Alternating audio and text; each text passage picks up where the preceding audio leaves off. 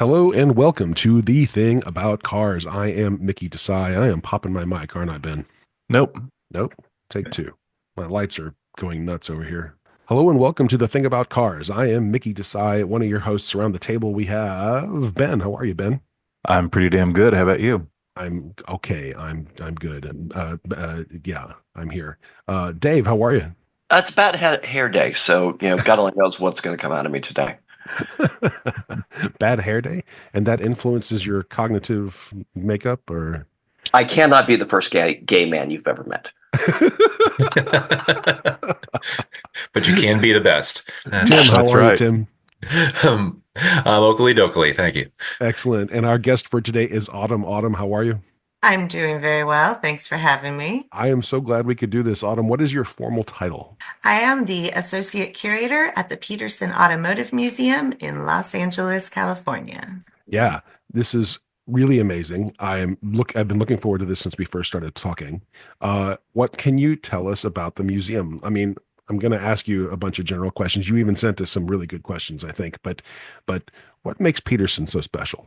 I think the Peterson is, I mean, it's up there as one of the most esteemed, certainly one of the largest, but one of the most well-respected automotive museums in certainly the country, if not the world. We have a wide-ranging topics that we cover in our exhibitions. So there's something for everyone from motorsports to history to supercars, hypercars, the car as art, the car as culture. So we really do it all at the Peterson, and we get about 500,000 visitors a year. And so hopefully we can introduce more people to the Peterson today. Yeah, Cool. I'm just looking at the website. I've been looking at the website, but I'm looking at it right now. And the one that keeps catching my eye from the current things are the lowrider. It's the lowrider exhibit. And I don't know why I'm so fascinated with lowriders and the culture surrounding it, but I just think they're really cool, colorful, Mhm. bright. There's a lot of pride that goes into the whole lowrider ethic, mystique. I'm going to call it mystique. Is that fair? Um, That is fair.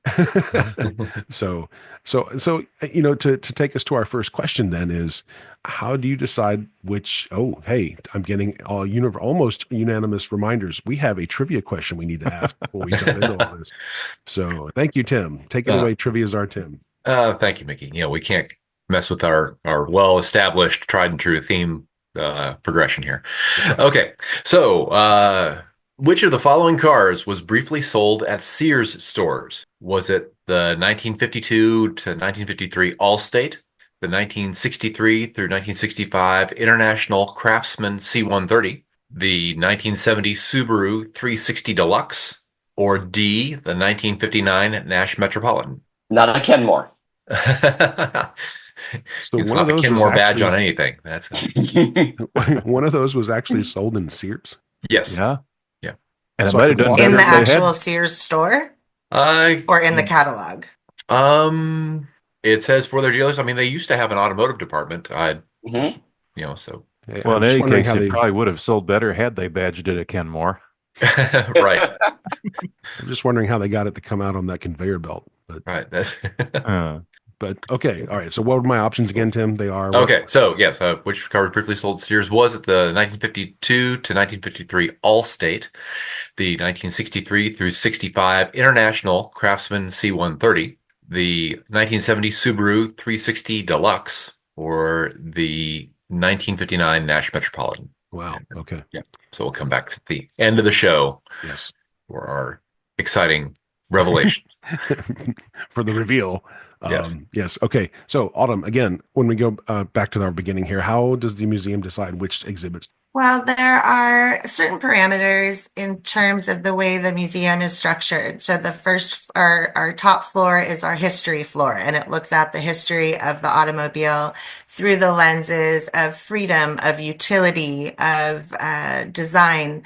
But it's basically the history. So everything that's up there, it's sort of a chronological as well as thematic installation now.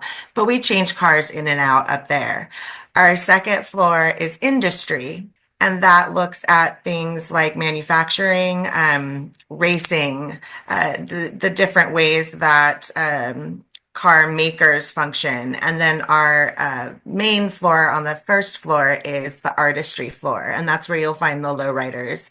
And that looks at the art of the car in art.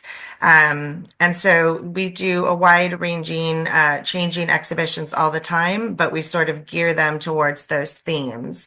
The lowriders, of course, are in the artistry floor because those are magnificent pieces of art. But the reason that show was so interesting to me is that my background is actually in anthropology. And so the cultural significance of the lowrider to the Chicano and now, a much broader group of people, but the cultural and social significance of those cars was really fascinating for me. Yeah, no doubt. So I've always been curious, do exhibits come to you or do you have to craft them and assemble them? It's a little bit of both. A lot of times people will bring us an idea, but we always try to have something for everyone. So we think like, what subject have we not done for a while? We've done lowrider exhibitions in the past. It had been about 10 years since we'd done anything on lowriding. So you want to keep reaching into those communities and bringing them back with something for them. We look at manufacturers or events that have anniversaries. And so you can do the anniversary of a particular race that's important, or we've got Aston Martin, having an anniversary, and then you would do a show on that. And then there are just ideas that come to us as curators at the museum, and we say like, oh, I'd really like to do a show about X. And so we have an opportunity because we have so many changing galleries that we can format or formulate exhibitions in a variety of ways. Gentlemen? I was wondering, so you've got 3 main floors plus the vault, correct?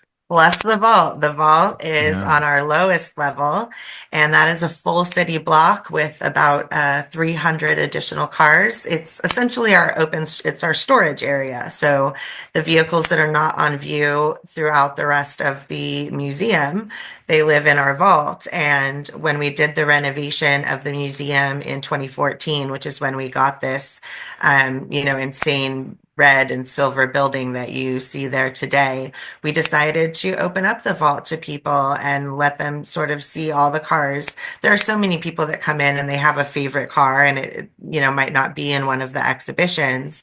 And so they say, oh, I really came to see the X. And this is a way that people can see what that special car they came to see that might not be on view. So we please as many people as possible. And it's just a cool way for people to see everything that we've got in our collection. And the vault is organized sort of by theme. We've got our heads of state or presidential cars. We've got race cars. We've got, our early cars. And so it is sort of thematic. We've spruced it up down there a great deal now that people can go down there and wander around. So yeah, there's about 300 additional cars down there. Somehow I missed that part when I was there a few years ago. I have no recollection of the vault whatsoever. So Oh I'm gonna have to, no. yeah, I'm gonna have to go back and see it. And it was definitely since the renovation because the red and silver was outside. But Hmm. I will say, it was even what I did see was so fantastic. Just, I would call this museum a absolute must for any auto enthusiast who's visiting Los Angeles. I'm Uh, scrolling through the vault right now, Ben. If you saw it, yeah. you would never have come back. Yeah, but even the rest of it was just so fantastically good. I just enjoyed it thoroughly, thoroughly, thoroughly. I was amused that I paid more for parking than museum admission at an automotive museum. But That's an LA thing, not so much an Right. automotive oh, museum I thing. know, That's but Los Angeles for you. oh, I Yes. know, but I see the humor in a lot of things. So but yes, cannot praise Peterson enough for this museum. Right. And then, so Autumn, how many cars are typically, you said there's, about 300 cars down in the vault, and how many are typically on display on each of the floors? Oh God. I'm trying to guess on our ground floor right now, about probably 50 to 60 per floor. And those aren't all from our collection. We bring in a lot of cars for exhibitions. The lowrider exhibition, for example, those are all on loan from the builders, from the owners. We don't have a large lowrider collection ourselves primarily because these cars are so special to these builders and their families that they don't they don't give those up. So they tend Yeah. to stay in the with the owners. So we bring in cars from all over the world to help develop that. When we develop the exhibitions, if the cars aren't in our own collection, then we bring them in from elsewhere. Awesome. So I Yeah, haven't. so at a visit, if you do the vault, which you should do, Ben, Yes. if you do the vault tour as well as the rest of the museum, you could easily see 1,000 cars. Wow. Nice. So I have a dream, Autumn. I have a dream that we have the vinyl wrapped Thing About Cars RV that we pile everyone in, including Ben, and we can drive to LA and visit the museum and pay probably $1,000 to park the and then we do the museum and leave Ben behind. Well, there's a movie idea. It's the Night at the Museum movie edition. I like Cars it. edition. Yeah. Car So edition. Ben becomes the main character in the museum because we have somehow left. It's like a mashup between Home Alone and Night at the Museum, right? Oh, this is going to be We fun. left Ben behind, and yet here's what. So And Peterson's Wow. head of security is having a nightmare now. Well, if we do night at the museum, you got to be careful because we do have the Christine car on loan. So I don't know if I'd want to be left alone in the museum with Christine at night. Well, I grew up with a cantankerous old Mopar, so I can probably handle it. yeah. You and me both. That's it. Yeah. So Autumn, a personal question, if you don't mind, how do you go from anthropology to curating automotive stuff? Well, the anthropology is the study of culture, of human culture, and I worked at a history museum in New York when I was there for about 20 years. So I, got a sort of refresh in my career when I came out to Los Angeles, and I thought like, oh, this will be so different. It'll be so, such a different subject matter. And I quickly discovered that cars are culture. She froze. Autumn, we Uh-oh. lost you. It was a good place to freeze, but we lost you. Autumn, come back. We tell the automobile as a societal tool. So all of those things. Oh, I'm getting a. We Yeah. lost you. We lost you. Oh, I'm so sorry. That's okay. You froze after you said cars are culture. Cars are, okay, so refresh. Cars are culture. Cars are historical. Cars are societal tools. They are the history of manufacturing, of industry, of artistry. They are all those things. So really, they're like objects you would find in any other museum. They're just bigger. Yeah. Yeah, you don't think about it, or at least cars. Absolutely. I have I this. was fascinated and so pleased to discover that really my background in anthropology and in history applied perfectly to the car world. Well, and it makes sense too, because the thing I usually tell people when I'm promoting this show is that cars are meaningless without people. True. Yeah, it's a reflection of what the technology is of the day, what the artistic drifts are through time, and how all that melds together to make a functional, usable automobile, whether it's for someone's play toy or a daily utensil, as most people have their cars. And without us carbon units, they're just hunks of metal and plastic. They are. People Yeah. give them meaning, it's and what they're used for, race vehicles, it's, motorsport, that's, competition. Those are all things that cars can be used for. They're tools, but they're functional, they're fantastical. You've got these gorgeous cars that no one drives. They use them as art objects or status symbols. Cars are all of those things. Yeah. So we kind of touched on this next issue then, or question then is, how does curating an exhibition with cars different from any other kind of exhibition? When we've touched on that exactly, this you said, they're just bigger. They're bigger and shipping is much more expensive. Right. Especially, when you're bringing in cars from overseas. In our lowrider exhibition, we have 2 lowriders from Japan because lowriding is such a popular thing over there, really since the 1990s. And so we really wanted to show the broadening of the culture outside of the American Southwest.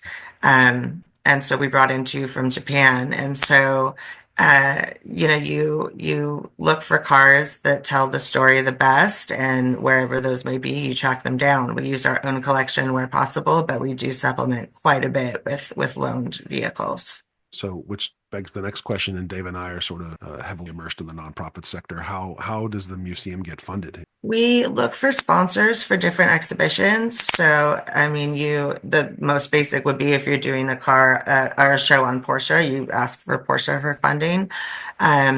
The tricky thing is that it has to come with no strings attached. We have to maintain curatorial control. So Yeah. we're not a place where a company can come and just put on their own display and we host it. We curate the shows. This is our story, our telling of it, the good, the bad, the ugly. We also look for other companies, tire companies or battery companies for, Optima Clarios and Optima Batteries are a funder of our alternating currents exhibition, which looks at electric vehicles. So you find places where things match up and you hope for funding for the specific exhibitions. Yeah. So, Autumn, I do fundraising and executive search for a lot of nonprofits, in particular museums. And when I'm doing a search for a museum, I have an interview question that I always ask, and I'm curious about it with this one. The interview question is, how would you handle a donor that objects to a specific exhibit or something you're putting out? In your case, I'm just curious. Do you ever have that problem? Have you ever done something that donors have protested or felt the exhibit shouldn't have been done? I don't think that we've encountered someone that didn't think the exhibition should be done, but there are definitely people that want a certain angle told about their vehicle, or they want to have a say in what is written about the vehicle. And we're happy to share the text that we've written for accuracy. You're welcome to correct any factual errors that may have been made, but we have to have control over the story being told. We have to be, unbiased, where we remain neutral. We lead with facts. I think that if someone really protested too much, we simply wouldn't be able to use the vehicle. We have to maintain curatorial control. People look to us to be a trustworthy source of information and education. And if everyone got to say their own thing about their own, I mean, we'd have people saying, this is the most beautiful car ever built, or this car is the fastest. Like, we have to be the truth tellers in that and be unbiased. So I Yeah. think that people do want to influence what we say about the cars, but we simply can't. Right. Well, I mean, do you have like a list of worst ideas of people bringing ideas to you? Like, someone wants to do the cars of the Ralph Nader hit list. I actually think that's a really interesting idea. I think that's a actually, that is, fantastic- yeah. Okay, 10% get back to me on that then. Yeah, patent pending. I might take that. I think that's actually interesting. No, there are ideas that come, we have a running list that we ask people that work at the museum in different departments, like, add your ideas, because the people that are around the cars every day, the security guards, the front of house staff, like, they get to hear what people ask about, like, do you have anything about X, Y, or Z? And so we ask them to add those to a list, and then we try to see if those are ideas that are, if the cars exist, to support that story. And then if it brings in people, and you kind of strike a balance. We want to have big blockbusters that get people in the door, and that enables us to have maybe smaller niche exhibitions that are something that maybe someone wouldn't go to the museum to see, but once they are there and they see it, they really learn something. We currently have an exhibition called How We Roll, and it's about the history of the tire. And it is so fascinating. And it's Yeah. a small exhibition, but one of the only remaining illuminated tires in the world is on that in that exhibition. And you'd be surprised how many people are like, wow, I just saw it and I went over and started reading, and that was actually really fascinating. And so by getting people in the door with bigger shows or more populist shows, you can also have niche shows that people maybe didn't know they were interested in and walk away really, really touched and affected. Is there an exhibit you've done that you've personally connected with or that you've personally appreciated more than the others? Um, I do love our electric vehicle exhibition, and looking at the history of the electric vehicle. We've got 1896 Riker in there, which is so cool, and all the way up to hypercars and supercars. So that one means a lot to me. I'm concerned about the environment. To look at the way concern for car emissions has sort of ebbed and flowed, and that you think of there were no electric vehicles and now today there are and they're popular.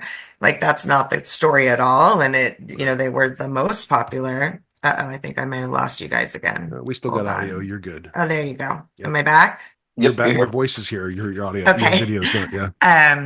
Yeah, to look at the way that's ebbed and flowed, I really find that very interesting. And then shows about art, we recently closed an exhibition called Eyes on the Road, and it's the way that artists were inspired by the built environment of the automobile, and it looked at the way that we see those things every day, so they don't really impact us. We take those things for granted, but once we see them through the eyes of an artist who paints the highway, who paints vehicles, suddenly we appreciate the road. So that one meant a lot to me as well. And then there are ones that are just sort of racing isn't my favorite thing in the world, but we've done a lot of racing shows, just the history of motorsport, that you get to appreciate things you didn't think were your bread and butter or your cup of tea. And you find something fascinating in every story because, it's culture, it's history, it's people. There's something fascinating in every subject. Exactly. So on the topic of fascinating, one of the things, having worked with and in museums, I've always found that one of the best sources of information, like you're talking about security guards and curators, is the gift shop. And so I'm currently perusing your gift shop on here, and I want to know the story behind the Peterson sock collection. What? I've never seen a museum with so many unique socks. That is so fascinating. I was not aware we had so many unique socks. Yeah, it's like it's actually the Peterson sock collection. Has its own page on your website. Wow. That's crazy. Hang on. Really? Yeah. Are you looking it up now? Yeah. By the So way, Autumn, your IT person should know you should have a typo. You have a typo in it. Uh-oh, no, that is the bane of my existence. It's in the sock page. I'm going to take care of that immediately. Yeah. Yeah. It's the third paragraph. Also check out Stripe sock collection. Oh, nope, I'm on it. So then I have to ask, I just listened to another podcast that took through, going back to racing. So sorry to bore you with that, Autumn. In 1991, Mazda won the 24 Hours of Le Mans with the 787B, which, for years I always knew the side of the car said Renown on it, and it had this really cool kind of Argyle paint scheme to it, and I never researched what that was, and it turns out Renown is a Japanese sock manufacturer. Oh. So yeah, and so Dave, is there a Renown Argyle sock available at the? There's not an Argyle sock. There is a Serape sock that I am really digging. Oh. I think there are some highway hog socks that you all may be getting for Christmas this year. I mean, that's what I was thinking. Once I heard we had a sock collection, I'm like, Father's Day, check. Yeah. The between the Serape and the Shelby sock, I think I found a couple of stocking stuffers. Nice. And Well, then actually- you can pair that with the Sterling Moss Signature Edition driving moccasins and stringback driving gloves, and we're all set. So actually, I do have a passion for driving gloves. Oh. Passion, borderlining on fetish. Dave's in love with his car and his gloves. Yeah. Yeah. Okay. Give you an inside tip on that. The stringback gloves that are popular with the old British sports car set that you can buy from British parts retailers for very exorbitant prices are absolutely the same item that you can get pretty cheap at equestrian shops. Oh. Really? Nice. Well, you've heard me make the comparison that the cars are the archetypal replacement for the horse. Oh yeah. Right. It's just a continuation of the same theme. Yes. Last question, Autumn, at least for me. I don't know about the rest of the crew here, but What do you not get to talk about as a curator that you'd like to talk about? I'm sure you've done other interviews. I'm sure you've met with other podcasters and press. What are some of the things that you want to make sure your audience knows about you or the Peterson Museum that you don't often get to mention? I think one of the big things that's important to me as a curator is this idea of an aha moment. And in every exhibition, I want there to be aha moments where people, whether they're interested in the show or not, like they go, "Oh, hey," and they pull over the person they came with and they say, "Did you read this?" I write not just for the car aficionado that comes to the museum. I write for the girlfriend that got dragged along. I write for, the people that maybe don't care about cars in the way that when I started at the Peterson, I didn't know enough about cars to really have a strong opinion about cars. And I want there to be those moments where people go, "Oh, wow, look at this." And that they walk away with a fun fact that they tell their friends at a cocktail party. "I was at the Peterson and did you know this?" The thing about the Argyle, like just to pepper every show with these moments, whether they're big, overarching umbrella statements or just fun little trivia bits. But I really do write so that there's something in there for everybody, and that I am thinking of the people that might not know that they're interested in a subject. I write with them in mind and I write for them. And so even if you think that cars aren't your thing, like come to the Peterson, you're going to learn something and it's going to be fascinating. Cars affect you in ways that you're not aware of, and you'll look at the automobile in a totally different way when you walk away from there. The automobile and the road, the highway, the built environment, urban planning, all of these things are affected by the car, and there will be something that you're fascinated by at the Peterson. Yeah. That's very cool. Yeah, And I that's like awesome. the idea that you write with an eye to the person who may not have. Yeah. That is really cool. Yes. Yeah. My wife thanks you. Yes, that's Gentlemen, anything else for before we get into our closing questions? Yeah. Autumn, I was wondering, do you know a general percentage of the vehicles that are exhibited more or less as they came off a production line versus ones that have been modified? What's the percentage of that? We In the have collection? areas that are certainly geared towards modification. We have a show called Modified for the Movies. So it's vehicles that have been, modified to play characters in film. We have, obviously race vehicles that have been modified, but we also enjoy a pristine, especially on our history floor, I would say those ones tend to be a pristine example of the vehicle. And so it's probably leans more to cars that are unmodified, but specialty areas. I mean, obviously the lowriders are all modified. Sure. Yeah. So it's a good mix of vehicles. You'll see pristine examples, and you will see cars that are heavily modified to slightly modified. Cool. Ben, Dave? Well, I'm just thinking I really, really, really need to get back out to Los Angeles, spend some quality time at the Peterson Museum. I've never been to LA. Oh, you should. I Mhm. should get out there. Yeah. I've never been to Southern California in general. It's a really cool place. We've got the Peterson, we've got tacos. Like there's really, Yeah. what else do See, you that's it. need? Let's go. Right. I'm going to quit my job. Does the Peterson serve tacos? We have our Myers Manx Cafe, and they do have tacos. That's hilarious. That's That's a great name fantastic. for it. Yeah. So I joke about the dream thing, Autumn, but the dream here is to turn the thing about cars into a television show. And if we can figure out how to do that, then I think road tripping is definitely going to have to be part Oh, of that would be our amazing. I mean, it television would just be exhibit. cool to see all share all the wide variety of automotive museums that are out there in this Yeah. country and abroad. So with any luck and a little help, we'll be doing some television at some point. So, but all right, you ready for our closing questions, Autumn? Okay. All right, first question. The usual question is, what's your dream car? So I think as of late, the last few years, I'm really into shooting brakes, European shooting brakes. So like a 73 Volvo 1800 ES or Wow. like a Saab 95. Yeah. I just think they're so amazing. They're fascinating to me. I love them. So yeah, I would say like late 60s, early 70s European shooting brakes. That's very cool. Yes. All right. So my stupid question is, what's the difference between a shooting brake and a station wagon? I mean, I think that the shooting brake is designed more, I mean, the two-door thing, obviously. Mhm. A shooting brake is typically a two-door.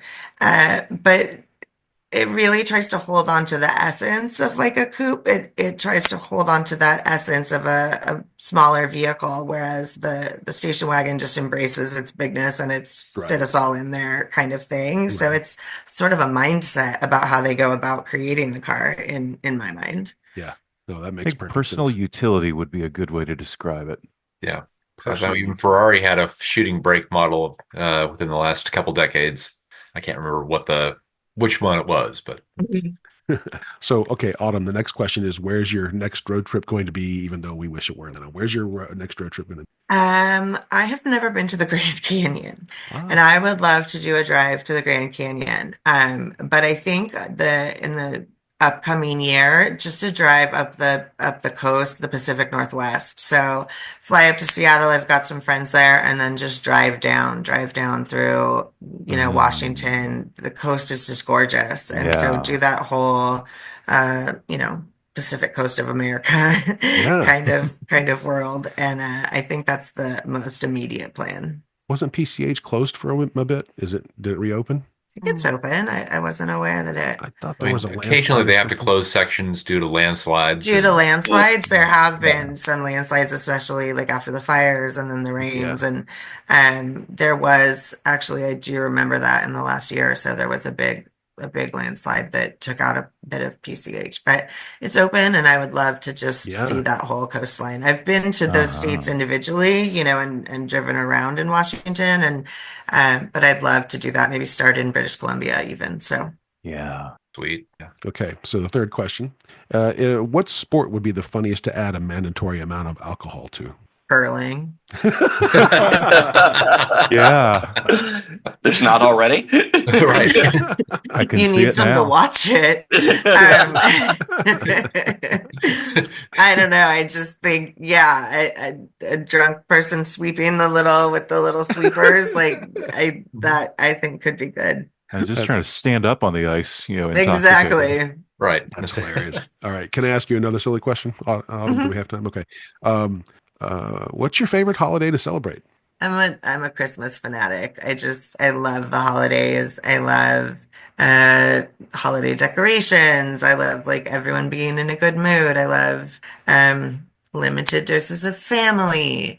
Yeah, I love the holidays, but I'm a big Halloween person too. I Yeah. love like festive stuff. So That's it's cool. coming upon it is we are in the season, in the autumnal season, if you will, of holidays that I enjoy. Nice. Autumn, it's been a pleasure talking with you today. Thank you very much for taking the time on your Sunday morning to be our guest for the Thing About Cars. We really appreciate it. And Thank you so much for having me. speaking on behalf of the gang, I hope we can all see you in person someday. Oh, yes, please do come. Yep. So if you are listening to this podcast, one of our I'm getting another T symbol here. So Yep. Dave is keeping me in check. Thank you, Dave. Trivia's our Tim. Take it away. Let's figure out Okay. what was sold in Sears. For the exciting conclusion of today's trivia question. All right, to take it from the top, which car was briefly sold at Sears stores? Was it A, the 1952 to 1953 Allstate, B, the 1963 to 1965 International Craftsman C130, C, the 1970 Subaru 360 Deluxe, or D, the 1959 Nash Metropolitan? So Ben, I'm gonna throw it. What's your best guess? The Allstate. Okay. Mickey? I don't think it's the Nash. I don't think it's the pickup. And what were the other two? The Allstate and the what? The Subaru? Oh, yeah. I'm pretty sure it would not have been a Subaru. So I'm gonna go with Ben. Okay. Autumn? I think I'm going to go with the Allstate as well, also being 50s. I just think that seems more likely to me. Okay. Dave? It's got to be something in the 50s because I'd remember something in the 70s. Right. Just to be contrarian, I'll go with the Nash. Okay, gotcha. The answer is A, the 1952 to 1953 Allstate, which was manufactured by Kaiser Frazer. In their own dealerships, they sold it as the Henry J. and Yep. then the Allstate was the Sears badged version. Very And cool. I've seen one. Wow. Oh, sweet. That's Yeah. The In a Allstate. different museum. Right. okay. So, to our two listeners, thank you for joining for us. Thank you for being part of the Thing About Cars family. If you have suggestions for future episodes, please do contact us. Thethingaboutcars.com is a great way to reach us. LinkedIn is actually a great way to reach us. We are trying to reach out and do more and interesting things in the automotive world. Autumn, once again, thank you for being our guest, and we will see everybody again with another episode in about a week. Take care, everyone. See ya. Bye Thanks a bye. lot.